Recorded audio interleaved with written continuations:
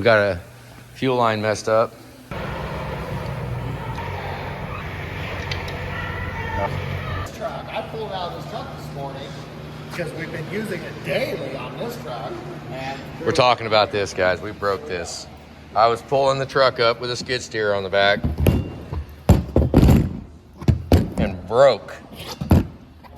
I mean, it's probably a 14,000 pound machine with a 4,000, 5,000 pound trailer. Granted, it was overloaded for a hollow hitch, but I'd never done that before. And it was going up a hill, and yeah, that was, luckily I wasn't really moving, but it still broke the heck out of it. Clean brake too. Just broke it. We went ahead and did take Steven's cab off just because, I mean, the lift was sitting there and I'm not really doing anything in this area right now, but we're not even working on that truck right now. We're doing this because I want to be able to throw a part in the spray cabinet and clean it off, and I don't want to have it all over the surfacer and guidance seat and all that crap. This is the 6x8 square tubing. I cut that with a quickie saw. Yeah, buddy. But that's what this is. Hopefully, I will be able to hang a 17-foot I-beam only attached right there. And it'll hang that way and hang that way, and we'll have a trolley and a trolley. That way we can have an engine on the surfacer and an engine on the honer all at the same time. Hopefully it doesn't flip the table over that way and smash everything and everything fall to hell. That's what we're gonna hope for. Hey guys, have you liked and subscribed yet? The wall was short, so I'd rather go ahead and have the structure level. But I did go ahead and run the power. I found an old farm bench. A lot of people have worked on this thing. I'm seeing that right there in that section. So we got 2 of these kits. We're getting ready to run our air. We got 2 of these that we're gonna tap in right there and run across, drill the hole through, and run along that first truss and go over and down into the air dryer. And from the air dryer, we're gonna disperse it all over the shop. Let's see how that goes. Let's go ahead and open this up and see what you get when you buy a Max Line Rapid Air kit.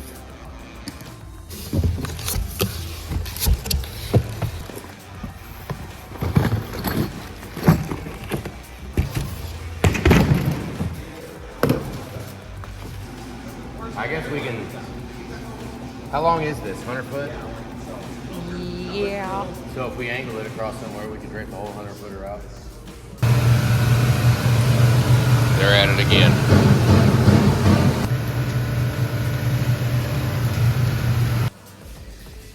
All right, guys, Anthony here, Subaru Service. Steven's truck, 6.4, got a Frazier engine in it. Mexico. Okay, non-studded, which we're gonna go ahead and put the pump on, take all this stuff off, and start putting this together. It came as a long block. We're gonna full dress it and see how well Frazier engines did. God, that bugs me. We'll see how well it is. We got the injectors submerged in oil. Pretty much submerged. Probably could use a little more. And since this pump, I'm scared to death of pumps. Pumps annoy me. We got the pump submerged in oil too. So, do the best we can to keep everything alive. Not sure what all parts we got. We're just gonna run through and basically work till we run out of parts. That's where we're at right now. Look what they did on their fuel lines. That's where the crush washer seals at. Way to pay attention to your crap. I mean, that looks like shit. I mean, but you could have did some provisions to keep paint off of that sealing surface. Now we got to go in there and it's a little recessed in. Now we have to go clean that up a little bit. Yeah, if you want something done right, right? Okay, this is how I do it right here. Just do an 18 with a bar and then look right down here from the front.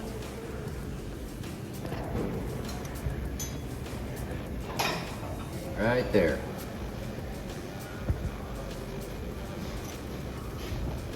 Now we'll bar this thing over, try to look at it. When it gets down to the end, I'll, yep. And on the 6.4, we'll go to the high side because we got the fuel lines that we're dealing with. And then be careful. And just fish it all the way in there. Got the pump installed. I did put the zip ties on it. Pedestal. Now I'm about to put the intake on. Steven's working on the block heater. And then we'll get the starter bolted up. And just working our way. So she had to go to the boneyard because Steven lost 3 bolts. But guess what? Guess what? We have it. We got this.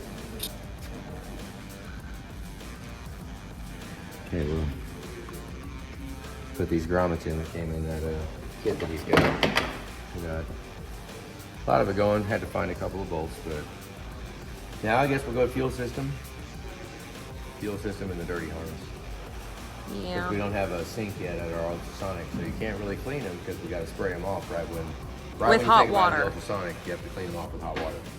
Or if you do, you get best results, and I don't want to do it unless we're going to get the best results. So there you go. Finding out what all we do here.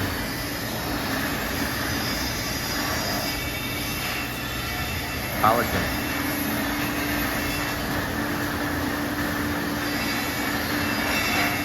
It looks good though, doesn't it? Yeah, buddy. Okay guys, I don't know in what world are you gonna leave, let an engine go out that you put a front cover on. That is like gouged the heck up. I mean, trying as hard as they can to reuse that front cover. I'll tell you what, pay attention. We're gonna ride with it. I mean, it's just a front cover. What do you wanna do? I mean, I'll yank that sucker off. Steven will yank it off. Somebody will yank it off. But, I mean, pay attention. Damn. So I cleaned it off as best I can. This is piss poor horrible. I mean, it'll probably be all right. We're gonna have to put a little, I don't know what we're gonna do. Machine the whole freaking surface down. But Frazier, do a little better. Because what you're doing ain't cutting it. Sending that son of a gun out the door like that, you're out of your mind. And actually charging for the front cover. Yeah. And the inside's all cobbled to hell up. Anything, we don't want nothing from them. But what we wanted was a front cover that didn't show signs of needing to be in the scrap pile. I got 15 of these motherfuckers. I got a whole bunch of them. Maybe that'll be all right. I don't freaking know. Think it'll lessen the cavitation. Might increase coolant temps. Who knows? Noteworthy. Watch it when you buy an engine from somebody. It's got a front cover on it. Man, and we don't want to think about what the housing looks like for the oil pump. Ooh. Ooh. It's all right. Roll the dice, huh? That's what everybody does when they buy an engine from somebody, don't they? Yeah, y'all can roll the dice too. We're at an Amazon fulfillment center or liquidation center. They got this bag right here. It's a dry bag for the top of a vehicle. And I said, how much is this $20 bag? And he said, yeah, $20. He said, fill it up with whatever you want. And you can still have it for $20. So I'm gonna give him $50 for this bag. We've been filling it up with crap. That's where we're at. Gonna talk about on a budget. Look at this. $10. And this, look at that cool ass sink. I like that. $10. $10. Right there, $10. We kind of splurged a little bit on this one. This one is $15 for this one. And 2 little pieces of countertop was $5 a piece, and this little cabinet was $10. Haha. And these are nice. They're heavy too. Great for paint, chemicals, and whatever we want to put in it. But $10 a piece. That's not riding the inflation wave right there. We just went and we got to put them all together and got drains and stuff and put it all together. That was hilarious. Yep. This right here is my mom's garage. And this is where the blue Mac box needs to go. It's in this garage right here. Yep. Oh, Nice little hangout spot. But we're gonna shove these in here until it's time to go. And I'm gonna back it in because it's hanging by the lift gate now. So I'll just back it in and set it down right there. Kind of heavy. Move all this. Okay, so we gave him 80 bucks for this thing with everything in it. We haven't even seen it all yet. Let's open it. Oh, it folds all the way back. Look at that. Julie got a wetsuit. We got a wetsuit.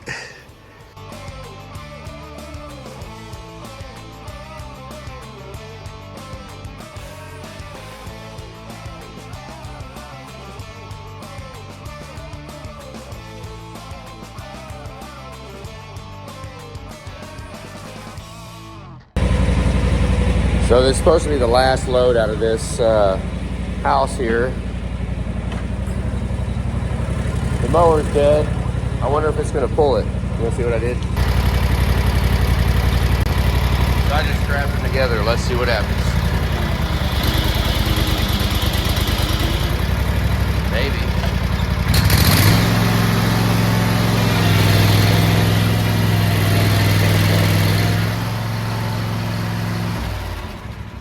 Gotta be a damn hydrostat release somewhere on this sumbitch.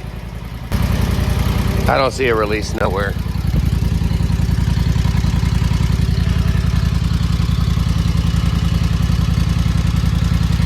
Guess we'll just go for it.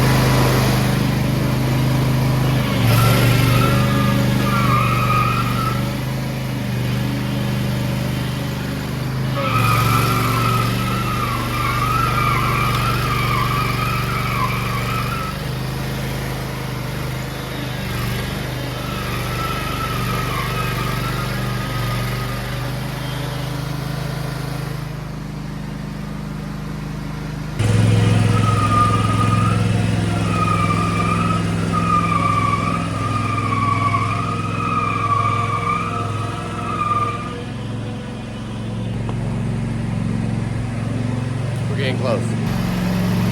Battery's dead. The terminal's all corroded on this one, and I don't want to take my battery off of mine and put it on that nasty corroded terminal. So that's why I'm doing this, because then I can just load it up, and once I get it up there, it's done. But I got to get it straight, which it's kind of working.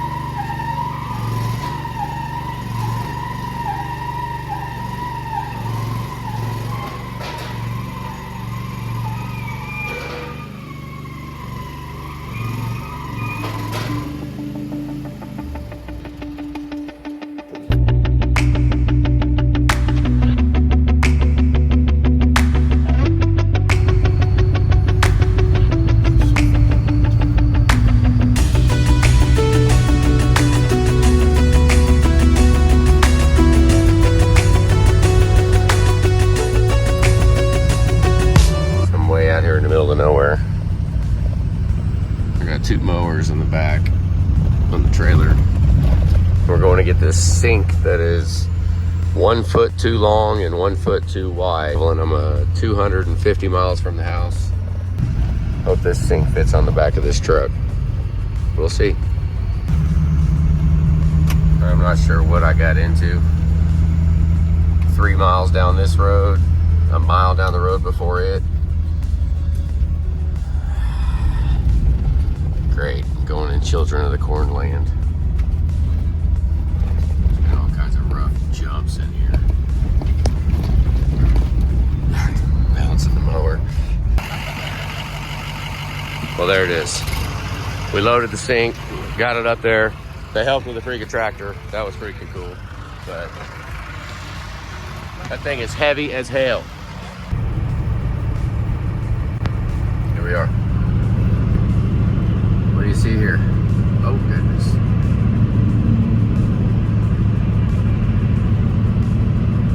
Alternator. It's on steroids. It was at 15.9 a little bit ago. About 80 miles away from being there. Got a fire extinguisher pretty much in my hand. I really don't want to burn this truck down. It's too sentimental. I've been driving it all day.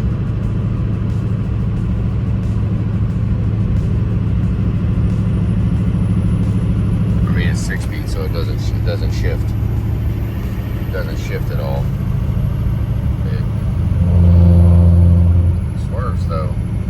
It's got pretty much the original gearbox. Yeah, I struggle to keep it straight. Nah.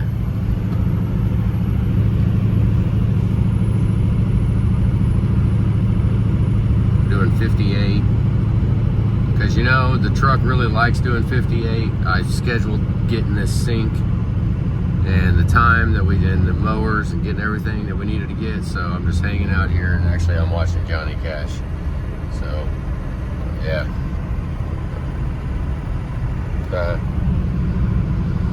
So that's what I'm doing. But it was charging like 15.2, so I figured, hey guys, it's Anthony, your Super Service. Got your truck charging 15.9. That means your internal voltage regulator on your alternator is taking a crap. So now you have to start the endeavor of getting every alternator that is a new one that O'Reilly's can get, and go through maybe 6, 7, 8 of them, and then you'll get one. The one that is on here right now has been on here for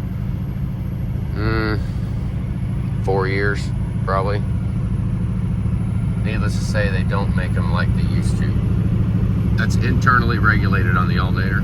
I got a junction box mounted underneath the dash, and it's got a whatever the gauge is, a lawnmower cable going to it. So if that sucker gets hot and it starts throwing too much voltage on it, it will catch on fire before it trips.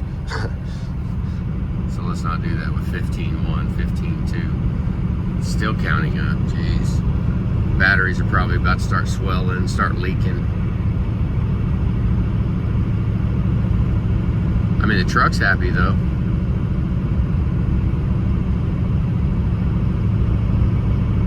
It is 41 degrees outside. 4 pounds boost. 198 degrees on the oil cooler. Boost nice and low, just kind of cruising. 600 exhaust gas. I'm not real heavy. Probably weigh 12,000 pounds, probably 13,000 maybe. Just hanging out. All right, let's get back to the movie. Got the fan on full bore, trying to get the voltage down. Trying to use up as much power as I can. I got about 40 more miles. Wonder if, I should just shut it off. Shut it off, run the battery down a little bit.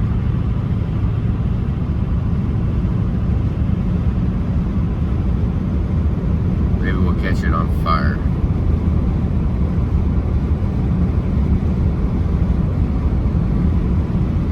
Hope not. I just took a picture of you.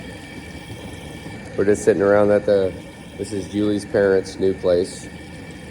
They built this. We're out in the garage part of it. Deep frying a turkey. One of the two. Yeah, we have 2 of them to do over there.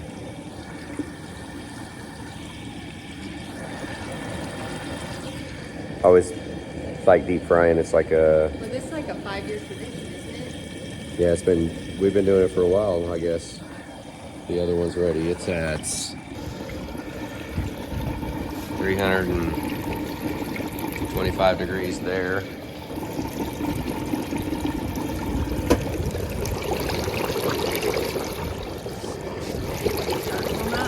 Oh, I can look at it right here.